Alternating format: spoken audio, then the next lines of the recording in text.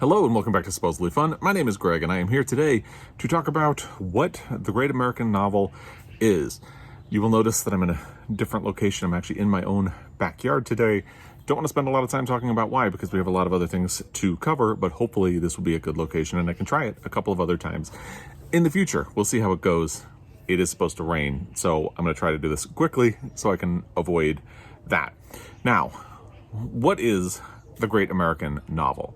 Considering how much time and effort is spent trying to define what it is, the concept's meaning is rather elusive, and given the breadth and diversity of the American experience, one does have to wonder if it is even possible for a single book to capture the essence of this country, the United States. Nevertheless, it is a notion that many people spend a lot of time thinking about, and it's also something that I am going to spend a lot of time grappling with as I work my way through my Pulitzer Prize project, in which I try to read every book that has won the Pulitzer Prize for fiction. Since the Pulitzer Prize's mandate is to reward an American author for a work that preferably deals with American life, one could argue that its legacy is tied very closely to the quest for the great American novel. As such, I thought it would be helpful for me to try to define just what the great American novel is and what it should do. When the term the great American novel was coined by John William DeForest in 1868, he floated some possible contenders, but ultimately concluded that it had not been written yet. More than 150 years and countless American novels later, is that still true? Let's talk about it and try to find out if it is. The first problem is trying to figure out just what exactly the great American novel is supposed to be. I did a poll on my YouTube channel here to see what people think of when they hear that term, and the majority of people referenced another elusive ideal, which is the American dream. That is, most people believe that the great American novel would have to deal with the promise of a better life and the reality that it is actually very difficult to achieve. It would have to grapple with the notion that anyone in the United States can improve their situation if they work hard. This isn't inherently an immigrant story, but it's also not an immigrant story, because what is America as we know it built on but the promise that if you come here and put in the work, you can achieve success beyond your wildest dreams. The story gets complicated, though, because if the United States was built on an immigrant story, it paved over the indigenous nations that already existed here. And if immigrants came here willingly to try their hand at the American dream, then what about the enslaved populations that did not decide to come here? Not only are both of these populations traditionally absent from the narrative of the great American novel, but they also represent populations that traditionally have not had access to the great American dream. But we'll talk more about that later. It does make sense that so many people equate the American dream with the great American novel, because America has spent a lot of time and energy marketing itself as a place where anyone can make it if they just work hard. Just ignore the systemic roadblocks, the gatekeeping, and the way the richest Americans control who has access to what. Believing in that dream and pursuing it against all odds is something quintessentially American, and it leads to great narrative tension.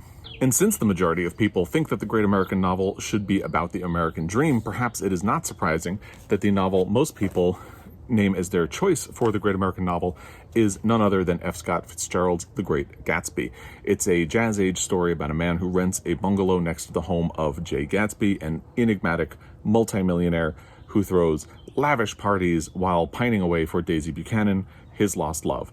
What's significant about Jay Gatsby is that he's supposed to embody American success and excess, but his life and his image turn out to be a lie over the course of the book.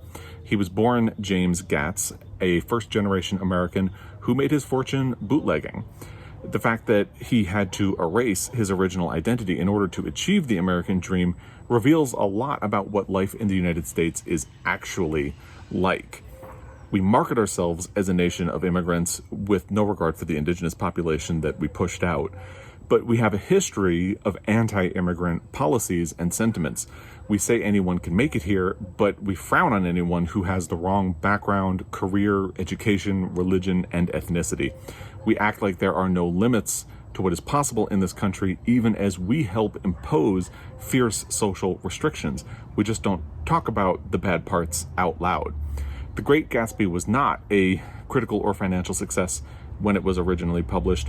Its status grew after it was among books that were provided for free to soldiers during World War II. Those soldiers then came home, sought out more work by F. Scott Fitzgerald, and suddenly, over time, The Great Gatsby became a book that a lot of people love and talk about, and it has become a mainstay of the American school curriculum and so on ever since. And while there are a lot of people who are not fans of The Great Gatsby, personally, I would stand up for it. It's not what I personally would name as the great American novel, but it would probably be in my top 5. What I find most interesting about how frequently The Great Gatsby tops these lists about what should be considered the great American novel is how it casts a sort of grim shadow on the title. You might guess that the great American novel is something of a propaganda piece, a way to make this country look better and more palatable. To some extent it is, but the opposite is actually true. When people talk about the great American novel, they're actually talking about books that reveal the complicated underbelly of this nation. After all, what is The Great Gatsby if not an indictment of the American dream as a lie? If you leave Gatsby out of the equation, the novels that come up most frequently, or came up most frequently in my poll, were The Grapes of Wrath, Lonesome Dove, and In Cold Blood. Authors who were mentioned at least twice, but either not for the same book or more for their body of work than any single title, were William Faulkner, Toni Morrison, and James Michener. These are books and authors that interrogate the notion of what it is to be an American and reveal uncomfortable truths. Even Lonesome Dove, which looks like a Western epic, is subverting American myth-making by using its quintessential mythological format, the Western. If you don't believe me, I did a whole video about Lonesome Dove. I'm going to talk about it more later, but I'll put a link to the video where I did my deep dive on Lonesome Dove as a Pulitzer Prize winner in the description box down below. Feel free to check that out. James Michener is the only outlier from the people that I mentioned who was not directly calling Americana into question. And to my earlier point about how the Pulitzer Prize seems inextricably linked to the notion of the great American novel, it bears mention that most of those books and authors that I just mentioned were winners of the Pulitzer Prize for fiction. That includes Lonesome Dove, The Grapes of Wrath, William Faulkner, Toni Morrison, and even James Michener. So interestingly, audiences primarily define the great American novel as something subversive, but only to a point. Because if there's anything Americans don't like, it's being forced to reckon with this country's brutal history with slavery and Native Americans. Perhaps it's not surprising then that both Native Americans and Black citizens have been largely left out of the conversation about the great American novel. Toni Morrison is pretty much the only exception. So when you ask people about what they think of as the great American novel, you are not likely to hear about The Color Purple. You probably won't hear anyone extol the virtue of Louise Erdrich or recommend A Housemaid of Dawn, which was the first novel by a Native American to win a Pulitzer Prize for fiction. No one is going to bring up James Baldwin, who was gay in addition to being Black. You won't find Their Eyes Were Watching God by Zora Neale Hurston, and while you will find books like Ralph Ellison's Invisible Man or Nella Larsen's Passing on lists of classic books, even people who like them most likely will not connect them with the elusive title of the great American novel, although Invisible Man does get a passing mention on the Wikipedia page devoted to the great American novel. I'll put a link to that in the description box down below as well if you'd like to check it out. Instead, you will largely hear about novels by white authors that deal with the topic of race or the Civil War. Gone with the Wind is perhaps inevitable, although I would strenuously make a case against it, and in fact I have. I'll put a link to my video about whether or not Gone with the Wind is racist in the description box down below as well. Spoiler alert, it is. Light in August is another one, Uncle Tom's Cabin, and although I personally love it, To Kill a Mockingbird fits this category too. And to prove how much I love To Kill a Mockingbird, I wore my To Kill a Mockingbird t-shirt for the occasion of filming this video. It feels appropriate to me. If you've noticed that the only Native items I've mentioned are A Housemaid of Dawn and the works of Louise Erdrich, that's because there is a dearth of Native stories and authors that are getting published. You may also notice that I haven't referenced any Asian American or Latinx authors. It's the same story there, although I guess at least Asian American authors do have Amy Tan's The Joy Luck Club to throw in the ring. And that is changing and getting better, but we definitely have more work to be done on both counts. In real life, the American dream is only really accessible to people who have been deemed acceptable. That means mostly white, heterosexual, middle-class men. If you're too off-white, queer, or poor, your access begins to shrink. And the world of fiction is only really interested in representing this population as well. At least that's been the case historically. Again, the publishing industry has been expanding in recent years, but progress has been slow. And parallel to the push for diversity in publishing, we really need to push for diversity in what we think of as great literature. That is something that I firmly believe we as readers can do. It's a conversation we should be having, and it's a boundary that we should be pushing, because traditionally the definition of what constitutes great literature has been very specific and very narrow, and I think we definitely need to broaden it. This is something that I touched on in a recent video where I reacted to this year's Pulitzer Prize winner, and no shade to this year's winner, but I think there is a case to be made that we need to broaden the definition of what constitutes great literature, because I think in recent years there have been several books by Black authors that were worthy of the Pulitzer Prize and didn't even make the list of finalists. But I'll put a link to that video in the description box down below. Some people didn't appreciate that thought. Let me know if you do or if you don't in the comments. Let's talk about who else gets left out of this equation. Surprisingly, one name I have not really heard pop up very much at all is the one belonging to the man who was perhaps the first notable American writer, Mark Twain. Now, to be fair, academics do float around Mark Twain's name when they discuss the great American novel, but I find it interesting that an author who is so quintessentially American in reputation and whose works have remained popular to this day is forgotten by the public when the question is asked about what is the great American novel.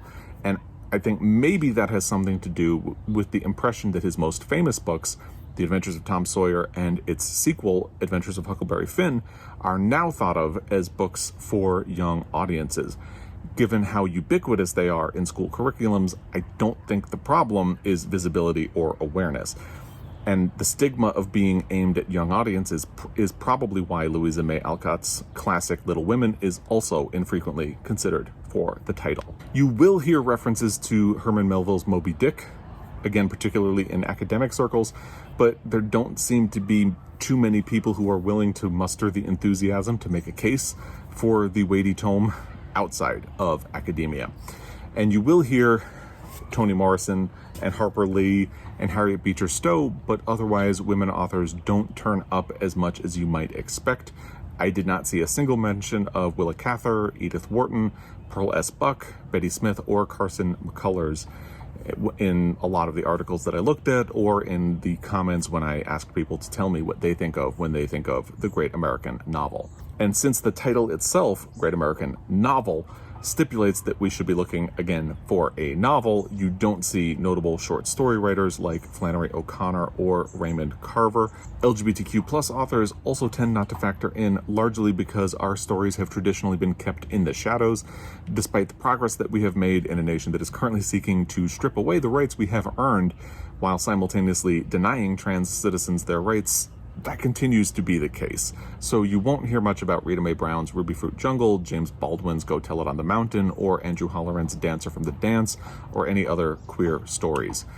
Also notably absent are genre authors of all stripes and colors. Science fiction authors like Octavia Butler, Ursula K. Le Guin, and Ray Bradbury won't get a mention, perhaps because the reaches of outer space feel a bit broader than the confines of the United States. And I think, just as a bit of a tangent, that's also why the Joy Luck Club doesn't come up very much, and why Pearl S. Buck doesn't, because Pearl S. Buck wrote novels about Asia, and the Joy Luck Club very much deals with the life of family back in China as much as it deals with the immigrant experience and adapting to life in the United States.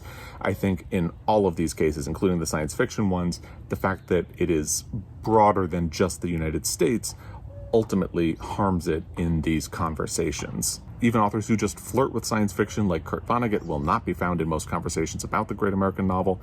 Romance is a non-starter, and so are any books geared toward young adult audiences or younger. The closest genre that comes to the great American novel conversation is, perhaps unsurprisingly, the most American genre of them all, the Western. And that leads me to a really interesting question. Is the great American novel about the American story? Another line of thinking is that if there is a great American novel, it should tell the American story. That's probably why you see so many Civil War novels mentioned as contenders for the title. The Civil War is one of the most significant parts of American history, and it's a conflict that is uniquely American, unlike, say, World War I or World War II, which involved other countries and were largely fought in other places. It's also why you see some books that deal with race and racism break through, but again, only if they meet the aforementioned criteria. That's why Toni Morrison's Beloved is such a good contender for the title. It's a novel that directly deals with the legacy of slavery and points out how the United States will never really be able to move forward unless it reckons with the ghosts of slavery. In fact, the reason I'm having this conversation is that I read Beloved earlier this year, and as part of my Pulitzer Prize project, as I was working on the deep dive for it, I started asking myself if Beloved is the great American novel, and I felt like I needed to have this conversation, or at least work out terms and parameters before I could adequately do my deep dive on Beloved. So stay tuned for that. And this idea about the great American novel as a way of telling the American story is why Western novels are really able to get over their genre status in order to be considered. Genre novels are traditionally marginalized when you talk about quote-unquote great literature. They're not really taken seriously. But no Western has a better claim to the title of great American novel than Larry McMurtry's Lonesome Dove. I told you I would talk about this one again, and I am. And again, I don't want to spend a whole lot of time talking about this book because I've already done a Pulitzer Prize deep dive about it. And again, that will be linked in the description box down below.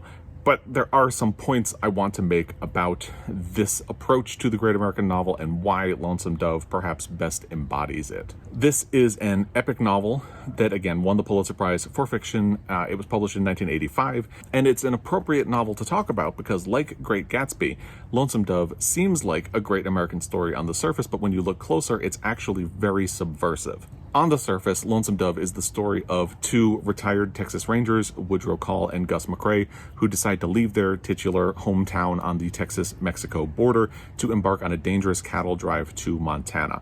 Ostensibly, it's an adventure story about two cowboys leading their men through dangerous obstacles to achieve their goal.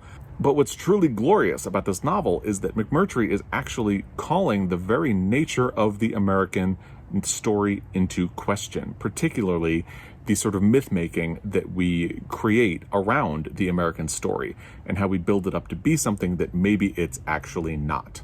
Significantly, the characters Call and Gus don't have any real reason to go on this adventure in the first place. They already have a home that works just fine for them. They go to conquer Montana because it's there. They want to be the first white men to take advantage of what this territory, newly opened up from the native population, has to offer, and they want an adventure to prove that they are still vital. If that's not a veiled critique of manifest destiny, I don't know what is. Furthermore, as Gus and Call make their way north, there are some staggering moments of solemnity about what is being done to the land by white men and how it is being changed now that the native populations are being forced out. And significantly, women are given real voices in this novel and allowed to be deep, complex characters. At first, I was put off that one of them is a prostitute, but Larry McMurtry is very careful to use her character and her arc to show the limited options that women were given at the time. And he allows her to be a person of remarkable strength and fortitude. In many ways, the women are actually the best characters in this book. And the best cowboy in Gus and Call's outfit is a black man, a fact that is almost incidental to other members of the group who know his worth, but immediately becomes an issue when outsiders bring their prejudices into the narrative. My deep dive around Lonesome Dove centered around the question of whether or not this is the great American novel. So you can see that this is a question that I've been grappling with for a while, particularly as I work through my Pulitzer Prize project. My conclusion was that Lonesome Dove probably comes the closest to capturing the broad range of good and bad that the United States represents. I guess that means that personally I am partial to the interpretation of the great American novel as something that is representative of the American story. But is that enough? And that takes us to the ultimate question here. Is there any one great American novel? This may sound like a cop-out, but my opinion on the matter is that there is no single book that can represent the American story. just like I don't believe any one person can represent the whole of this nation. America is too vast, too diverse to sum up in a single experience. Selecting one book would inevitably leave a glaring blind spot that you can't really get past. Now, for my money, Lonesome Dove does come the closest to touching on all the different American experiences, but I can't help but wonder if John William DeForest was onto something when he said that he didn't believe the great American novel has been written yet. Maybe the great American novel is not something that exists so much as an ideal that we continue to strive for over time. The best you can do is make a list. The Pulitzer Prizes are a good place to start since they are uniquely focused on finding great American stories every year, and while the quality does vary, the books they have selected tell a fascinating story about this country and what it values over time and how those values change. You could also make your own shortlist of great American novels. Mine would include The Great Gatsby by F. Scott Fitzgerald, Beloved by Toni Morrison, Love Medicine by Louise Erdrich, which I have right here, To Kill a Mockingbird by Harper Lee, Ruby Fruit Jungle by Rita Mae Brown, My Antonia by Willa Cather, which is a fantastic book, and The Age of Innocence by Edith Wharton, in addition to Lonesome Dove by Larry McMurtry. That's not a perfect list. It's certainly imperfect, but I think it's a good start, and I really hope to add to it over time. Notably, again, I'm lacking Asian American or Latinx representation here, and there are some areas I certainly want to build. But I think this is a fairly well-rounded interpretation of the American story, if you look to these. And what I will also say is that I hope that we as readers begin to broaden our definition of what constitutes great literature to give more authors and stories the chance they deserve to be considered great in the future. I think that is something that would only benefit us as readers, as a reading community, and as a country as well. Do you agree with anything I've said, with any of the books that I put on my shortlist for what the great American novel would be? Let me know in the comment section down below. As always, I really appreciate your time, and I will be back. Until next time, happy reading.